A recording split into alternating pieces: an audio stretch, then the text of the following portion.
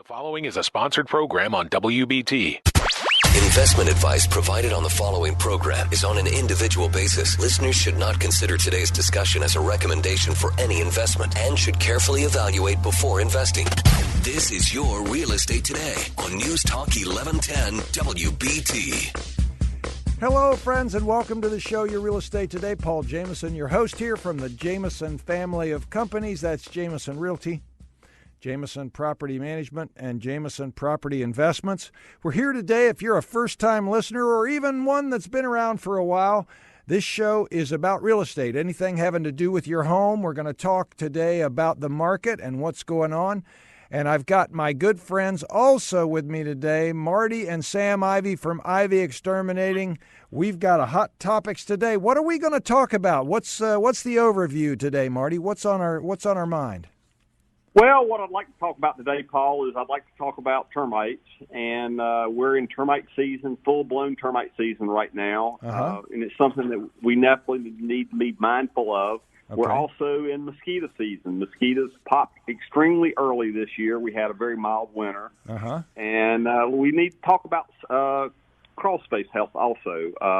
It's something that we're doing a lot of right now, and it's something that has come to the forefront in real estate transaction, and it affects a lot of real estate transactions. Right. And then we're going to talk about value, I guess. Value, yeah, that's one of my favorite subjects. It's always something that we see in the marketplace. And it's, you turn on the radio, you turn on TV, and you hear pricing that comes down the pipeline. And a lot of times, they throw out these monthly numbers that they need you to pay, and they're inexpensive pricing, or what some people might refer to in the industry as cheap pricing. But if you think about what you're actually paying and you multiply it times 12, you're not really saving any money. And, then it kind of peels off another layer.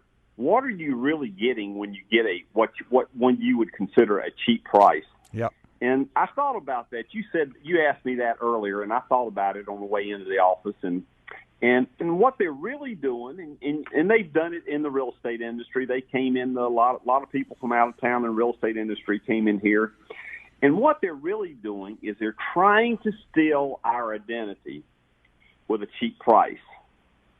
And or let me just kind of put it another way. What they're really doing is they're counterfeiting what we're doing with a cheap price. And at the end of the day, what you end up really doing is a lot of people think they end up buying a diamond ring for 10 cents. But what they really end up with is a diamond ring not worth a dime. Yeah, that's really deep, Marty. Yeah. I mean, and if you go through it through another layer, and when you go through these things of these pricing discounts or what you think is a pricing discount, it creates these experiences, and experiences that we go through end up molding our emotions. And as we all know, emotions can be a very, very bad leader. If you let emotions lead your choices, you're going to end up making a lot of bad choices. Yeah. And someone once said the choices we make will dictate the lives we lead. That's right. And I think about that a lot. I tell my employees that a lot. When you let pricing, and if you really don't break it down on what you're actually getting, a lot of times you're going to end up in a bad decision. Yeah. You saw it. There was a lot of people that came in here in the real estate industry from out of town and try to make a go of it. And you're not seeing them around here anymore. And that happens a lot in our industry also. Yeah. It's interesting, Marty. You make a very, very good point. I think everyone has a definition of value, right? Absolutely. And to everyone, when I talk on the phone, I get a lot of phone calls because people know and understand how I feel about folks that come in and offer you a flat price for your home. You don't have to show it. You don't have to do those things. And, certainly there's a time and a place for that type of service for certain people. But for the most part, there's value that comes with the experience and with the level of service and with the outcomes that we provide. And what makes me sad is I think in some of these cases, our industry gets a diluted version of value when the discount companies come out, because people really, until they're already in it and already hooked, don't realize the lack of value that comes with that type of service. And if you really think about it, by their counterfeiting, and I can't say that enough, by what we do, because I talk about this a lot. In the pest control industry here in Charlotte, there are only two real deals left. Me and one other company here in town are only the true real deals left. Mm-hmm. Most of them are just sales companies that out here to sell something, and it's strictly a numbers game. Right. And we've been in Charlotte since 1954. Our customers come and stay with us for life, and our employees come and typically stay with us for life.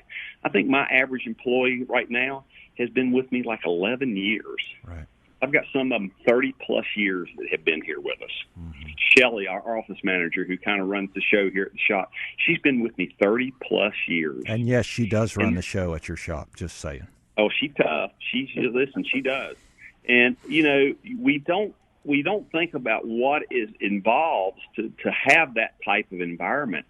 I mean, but when you got somebody looking at your house and you're looking at it on an annual basis or a quarterly basis or a monthly basis or whatever's going on, there is so much value there by having the same people consistently look at it. Mm-hmm. And I've never run a numbers game. It's never been about the money for me. You know, I've been very, very fortunate, or I've just got to be honest, I've been very blessed to be involved in a family business that I've got. My parents started in 1954. I took it over. I've run it. Now I've got my nephews involved in the business, and they're going to continually to run it. And there's a lot of I don't know, there's a lot of emotions, good emotions that's involved in that.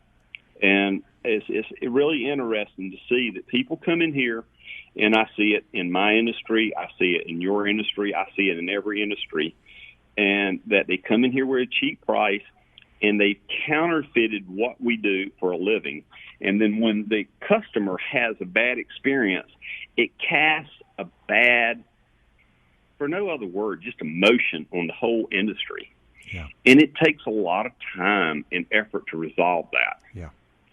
But you know, something really, that we have that's in common, Marty. And yeah, I mean, it's very interesting to really think about it. I mean, I thought about it a good deal today when you called me this morning and was mentioning it. Yeah, I thought about it a good deal, but it is really sad that people, when they make a bad choice, and then they call me back when they've used another company, and they call me back and want me to come out and resolve, or us to come out and straighten out, which somebody ends up haven't given them any value, and they end up have to pay even more to get it straightened out.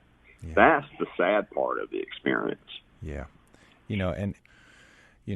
We have both been in situations where we've had clients that have gone down a particular path to what their perception was to save a little bit of money. And as it turns out, it didn't go well.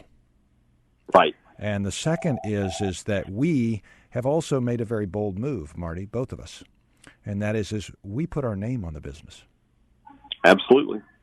And every day when we wake up and when we hit the floor, our name is on the business. And I was talking with a woman last night out at Lake Wiley. I really liked her.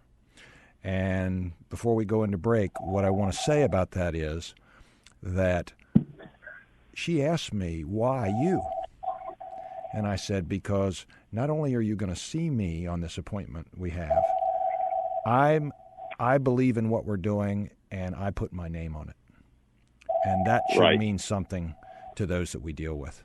We'll be right back after the break. The show, Your Real Estate Today. I'm here with Marty, Sam Ivey, with Ivey Exterminating. I'm Paul Jamison. We're excited to share our Saturday afternoon with you. We'll be right back on News Talk 1110 99.3 WBT. Stay right with us. Hello, friends. Welcome back to the show, Your Real Estate Today. Paul Jamison here with Marty and Sam Ivey. We're so blessed to be with you this Saturday afternoon. Thank you for spending time with us. We are here to talk about real estate. We're here to talk about your home. We're thankful you're spending some time with us, so we hope that we make this beneficial for you. I am the owner of the Jamison family of companies, real estate, realty, property management, and property investments. Marty Ivey with Ivey Exterminating, been in the business since 1954. And Ivey Exterminating takes care of us and can easily take care of you. Well, one of the things I want to talk about, just kind of looking at the week as we come into a week of what seems to be considerable change every moment, every day around COVID, is I think society's waking up, and so is the housing market and business again. It's a little groggy, but it is waking up, and if it were up to me, I'd slap it. But, can't exactly do that. But, what people continue to ask me over and over and over again, is it still a seller's market? Is it still a seller's market? And the answer is absolutely yes. As I cited last week, those that heard the show, usually when the spring market begins, about 50% more listings come on the market than were there January or February. So March is when that starts. This year, because of the change with COVID, we saw that down by about 19%. So the market has a much smaller inventory, and it was up until last week much more difficult to even show a house, yet alone have a house to see, okay? But it's coming, But I do want to ask, a philosophical question. This one puzzles me. So, Marty and Sam, if you have the answer, even TJ, who's producing for us again today. TJ, if you have the answer, I would love to know this. This has kept me up at night. Okay, here it comes. You ready? And those listeners out there, if you want to call me with the answer or send me an email, I'd love to know. Every morning I walk my dog. And as I walk my dog down the street, cars pass me with occupants by themselves with the windows up wearing a mask. Can you tell me why someone alone in a car with the windows up needs to wear a mask? Can you help me? Crickets. Yeah, I can tell you exactly the reason why. Why? They ate at Taco Bell for dinner. They were. They went to the drive-thru. They better double mask. Onion baby. I triple mask. I just don't understand it. So I don't either. We are amused about it. I just can't believe it. And I mean, there again, we've let experiences design our emotions. Right. Well, the other thing I found out is that, since I've not been able to get a haircut because I'm not considered a popular public figure and want to break my own rules at this point, that, when you get to be this age and almost bald, i.e. like Marty and Sam, Marty's got a pretty good head of hair. Sam has none. But what happens is it's kind of like a chia pet. It kind of starts growing in different areas. So you don't quite look as presentable. So I got on Amazon the other day, and does everybody remember what the Flowbee is? Yeah. A Flowbee hooks up to your vacuum sweeper. So no fuss, no mess. It won't shave the hair on my neck, which I'm kind of combing over right now. And I can take care of the ears and other areas. But I'm waiting for my Flowbee to show up. So we'll see how it does. I'll let y'all know. I will not post a picture if it's bad. All right. So I'm ready to rumble. Activity is unleashed at 3 listing appointments yesterday. Activity is up. People are talking. Conversations are starting. So here's some things. If you're getting ready to sell, make ready. Be flexible and be ready to show under different circumstances and make it easy. Open all the doors in your house. Turn the lights on. That way nobody's touching your doorknobs. That way nobody's handling anything. Have a little container of wipes out there, for people to wipe things down. The realtors are carrying their own, but, why not have them if you want them? We've also recommended to people maybe they don't bring their kids along for the showing right now. Not a vacant house. Don't put any added risk there. If they're under 18 years old, make them sit in the car. They're not the ones buying the house anyway. You are, so let them sit in the car. It'd be all right. All right? Don't share snacks right now. Don't put out the fresh cookies like we like right now.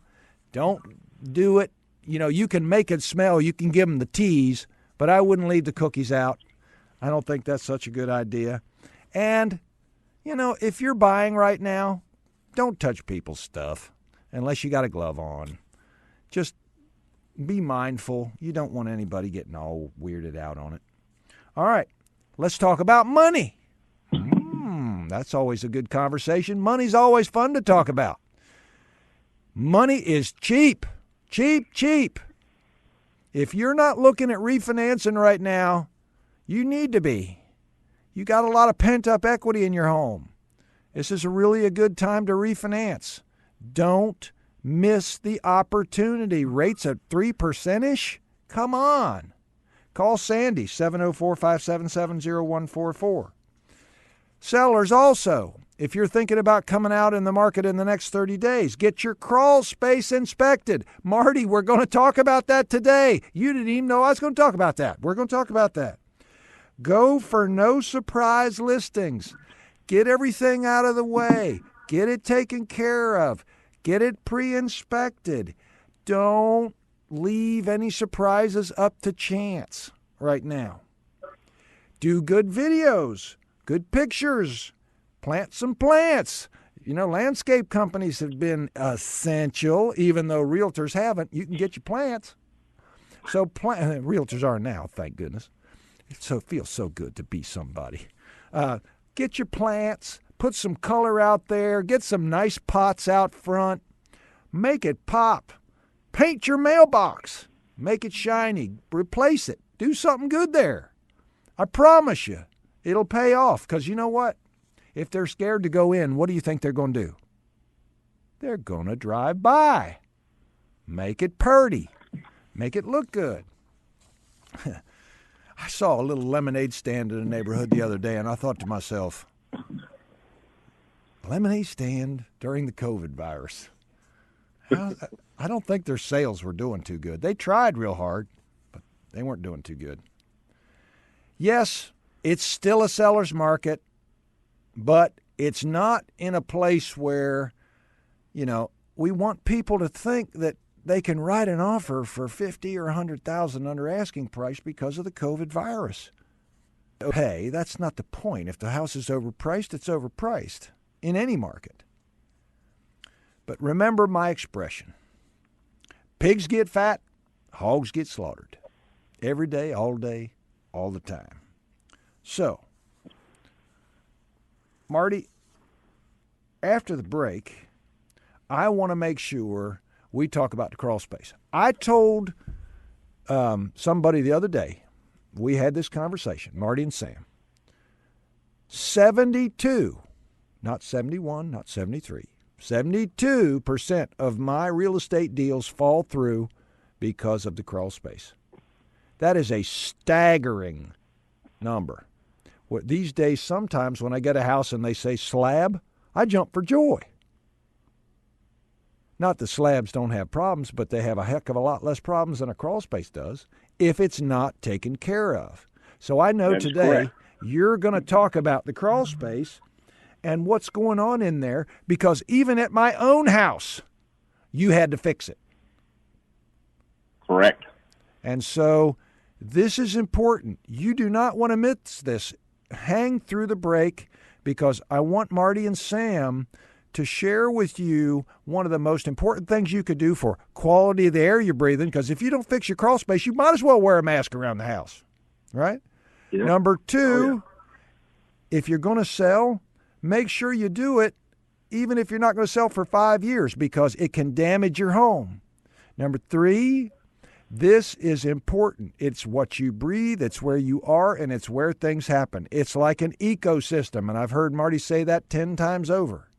Stay through the break. We'll be right back. Marty, Sam, Ivey with Ivey Exterminating, myself, Paul Jamison, with the Jamison family of companies, Realty, Property Management, and Investment.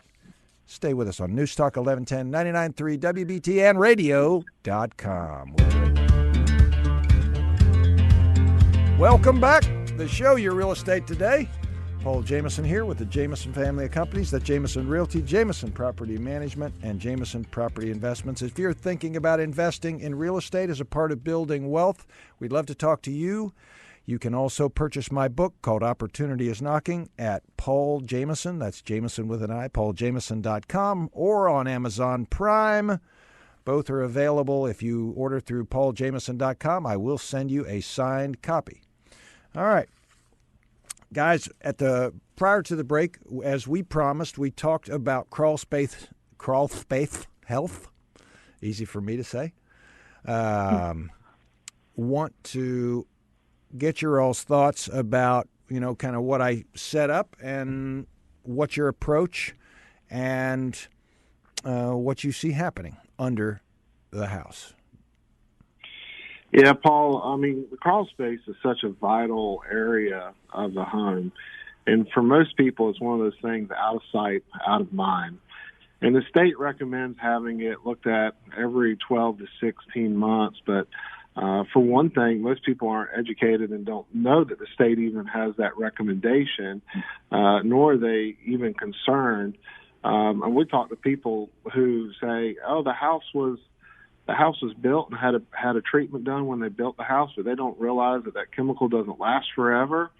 And they think that they're good for the eternity of the house. And then before they know it, they go and have somebody go in the crawl space, and there's $40,000-$50,000 worth of damage in the crawl space. But, moisture is a huge problem for our area. We've had a ton of rainfall over the past couple weeks and big storms coming through. And moisture likes to come into a crawl space really through three ways. One, just natural groundwater comes against the property.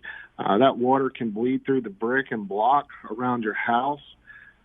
People have foundation vents, and they've added mulch up, and that mulch kind of runs right there with their foundation vents, and that water just cascades into the crawl space and runs and pulls up in the back of the crawl space. And we've been into people's crawl spaces where it looks like they put a swimming pool up underneath the house, because they'll have 40, 50 gallons of water up underneath the house, and they have no idea there's that much standing water in their crawl space whatsoever. The second way moisture is going to come into your house is it's going to just evaporate up through the ground in the crawl space through natural off-gassing process. And that's where you need to have a vapor barrier, which is just plastic that's laid down on the floor in the crawl space, cover about 99% of the crawl space floor to block that off-gassing. A lot of people will get complaints to say there's a funky smell coming, and that's that off-gassing that's taking place. Those methane particles are attaching with that water vapor as it off-gasses into the crawl space, and it starts circulating through the cold, hot zones in the crawl space and works its way in through your house and creates that nasty smell in there. The third way moisture works against your house is just through natural humidity. And this time of year, our humidity is really starting to ramp up, and we're starting to see some of these crawl spaces where it looks like you're in the Amazon rainforest because it's so humid. And then when you get that dew point that's starting to creep up as well too, let's say that dew point is 70 degrees. Well, anything that's 70 degrees and below, that humidity is going to go straight to it and condensate on it and then start dripping and raining in your crawl space. And it's the same process of when you take a glass of iced tea out on your back porch and it immediately starts to sweat. And that's what's happening in the crawl space, because your wood in the crawl space is below 70 degrees, your AC lines are below 70 degrees, and that moisture goes straight to it and creates problems and just a train wreck in your crawl space. And there are a lot of different ways that you can help and kind of stop these problems before they get out of control. And not every home needs the full kit and caboodle. You know, we run into a lot of customers, and kind of like what Marty was talking about earlier with, value pricing. And they've got it in their head that they absolutely have to have a full encapsulation on their house. In reality, their house really doesn't warrant a full encapsulation or the need for a full encapsulation. And a lot of times that full encapsulation, the reason why they run that plastic up the foundation wall and the crawl space is to help with water penetrating through the block when you got high ground fill on the outside of the house. And not every home has that problem. And so it's important, again, that you have somebody who really knows what they're doing and looking at your house and being able to help you resolve all these problems and the air quality problems that are associated with microbial growth growing in your crawl space and getting it taken care of the right way, because not every way is the right way.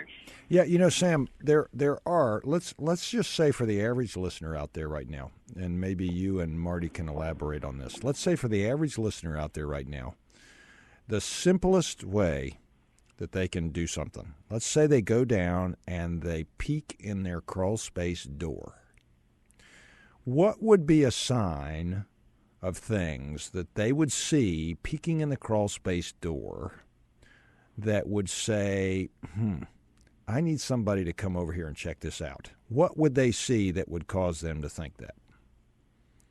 Yeah, definitely. Well, the first thing is, using your senses. You open up that door. If there's a weird smell that hits you in the face, you're either dealing with some microbial moisture issues, or a possum, or you might have a dead possum up in there. You need to call somebody to come. Yeah, we've had that. Yep, been there. We've all had that at some point.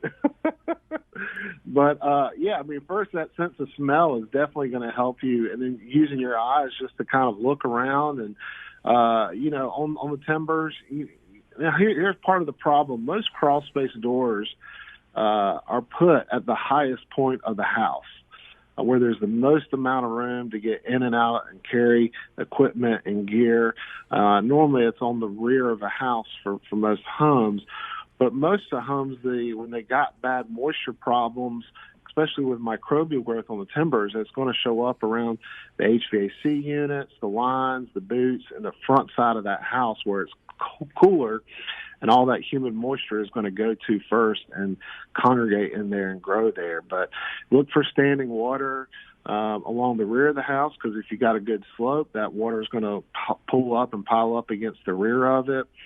And just looking for some of those things right off the bat that are going to kind of give you an indication that there's something going on. Yeah. The other things that I've seen and have been like drooping insulation, like you say. I have seen, like you said earlier, the discoloration on the floor joists, all of those things. Yeah. Just peek in there. If you start to see stuff like that, you need to make a phone call. Yeah, all that sagging insulation, if your HVAC lines look more white than they look silver, they almost look translucent, that's an indicator that humidity has been hanging on those lines and is literally stripping the insulation, the R value off of those lines, and making your HVAC unit run a lot harder, which is going to cost you more money in the long run, because once you start losing that R value off of those lines, well, you're not looking at per se replacing a unit now. Now you're replacing lines and a unit. Yeah. And so you can get out a lot cheaper sooner, earlier, if you do some simple small things to help it versus down the road looking at catastrophic costs. And especially, when you're trying to sell that house too, and you're thinking about taking all that money to move up into a larger piece of property or do something else with that nest egg. And now you're looking at, gosh, I got to take all this money to get these things fixed just to be able to get out of this property. Yeah. True statement. So getting things proactively taken care of, getting your crawl space, if you open the door down there and little crickets start coming out, which I've seen. What are they? Those spider crickets or something like that? Camel cricket. I knew it was some kind of cricket. Those camel crickets come out and attack you. Those suckers can jump, man. Oh, but they love a moist crawl space. Oh, they love the moist crawl space. Well, they can reach you where and how? Give us a call, 704-334-1616 or bugivey.com. All right. Well, we'll be right back. I'm Paul Jamison here with Marty and Sam Ivey on the show Your Real Estate Today. We've got more to share and more to come. So stay with us on News Talk 1110, 99.3, and radio.com. We'll be right back. Here we are back with the show Your Real Estate Today. Thank you for listening to us. Here with Marty and Sam Ivey with Ivey Exterminating, and I'm your host, Paul Jamison, with the Jamison family of companies. That's Jamison Realty, Jamison Property Management, and Jamison Property Investments. We've been talking about your crawl space, the healthier crawl space. That's important stuff. That's important stuff. So, all these things can be done to avoid repairs. So I figured before we talk about mosquitoes, I want to talk for a few minutes about repairs in a real estate transaction, the right way versus the wrong way. The right way versus the wrong way. And trust me, there is a wrong way. All right? Many transactions that I see, and I'll just lay it out there, the buyer will work the seller down due to conditions of certain things and get accommodated for pricing. And then they'll do their home inspection. And then they have a short-term memory that, I already drove the price down because of this issue. And then the inspector finds that issue and they drive the price down again. And the seller's going, you know what? I can't sell this house to you at this lower price and fix it for you as well. So the transaction typically doesn't go well. And, it's a communication thing when it comes down to the end of the day, right? So as you're negotiating and as you're working back and forth and as you're looking at property, it takes a good, fair-minded conversation between the real estate agents to make sure that you have clarity around, wait just a second, these things have been accommodated for, we're not going to accommodate for them again. Please communicate to your buyer that we'd already talked about these things. And a lot of times, buyer agents set themselves up or box themselves in a corner. And that's never a good place to be. So, and they dig their heels in, and it's, again, you have to have communication. The worst thing that can happen is expectations not get met and communication not happen. Closing costs. A lot of buyers are taking that repair contingency and putting it in closing costs so that their upfront cash is minimized at the closing table. The reason for that is that they have more cash available to do repairs and other things that they want to do to the home. So again, in the negotiation of repairs, make sure that there's a clear distinction between what is the house actually really getting sold for. A lot of times you'll see a full ask price offer, but then there's $5,000 in closing costs. Well, the house is really being sold for $5,000 less than asking price. And that needs to be done. All right? Also, in negotiating repairs, focus on what is important. Don't kill the deal asking for cosmetic and picky items that you saw the minute you walked in the door. The North Carolina contract, true to statement, is as is. But I have never seen a contract that actually they understood what as is meant. And as is, back where I'm from, means as is. But that isn't what it's as is at the moment. So Just be aware of that. All right? Don't be a meanie. Don't be a meanie.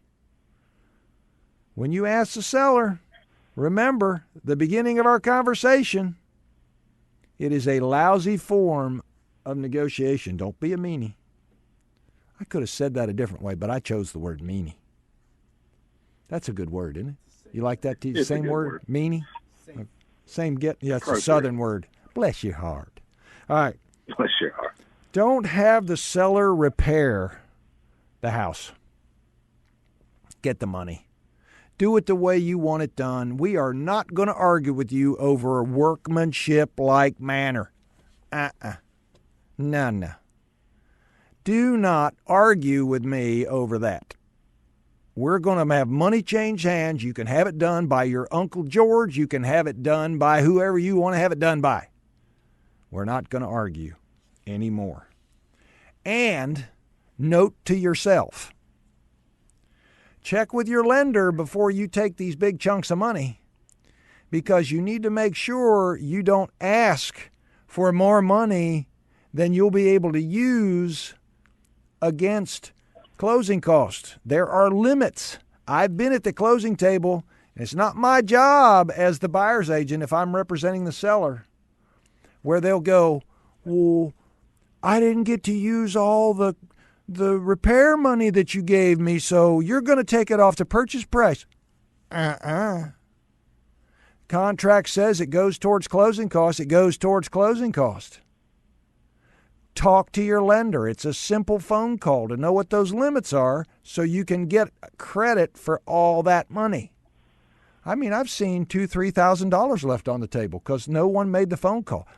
That's the agent's job to remind their buyer to do that. All right? Also, I'd like to give a seller make sure you have that appraisal in hand and that hurdle is overcome. You don't want to negotiate repairs and then all of a sudden have an issue with an appraisal that you have to negotiate on top of that. Negotiate one time and make sure that one time you got all the stuff you need in your hand to get that right. And whenever you're negotiating, thank each other as agents. Thank you for your hard work, because it is hard work. And that you appreciate the work that they're doing, and you appreciate the buyer's fairness over this issue and the seller's fairness. Be courteous. Don't be a meanie. Right. Keep your cool. It's not personal. Agents are doing what they're told, but good agents work with their clients on expectations. Even though the contract is as is, I always tell the clients, there isn't any such thing, as I said before. Just be prepared. All right. There you go. There's some tips for repairs the right way and the wrong way. All right, Sam, we got a couple of minutes, about a minute and a half. Mosquitoes. Are they coming? Mosquitoes, they're here. It's skeeter season. Our phone's been ringing off the hook with them. And, you know, everybody's at home a lot more. They're trying to enjoy their outdoor spaces, cook out and grill. They're playing cornhole. My neighbors are playing cornhole all the time because they're bored to death. And so, you know, you need to make sure your yard's protected against those mosquitoes. They're going to gravitate towards moisture.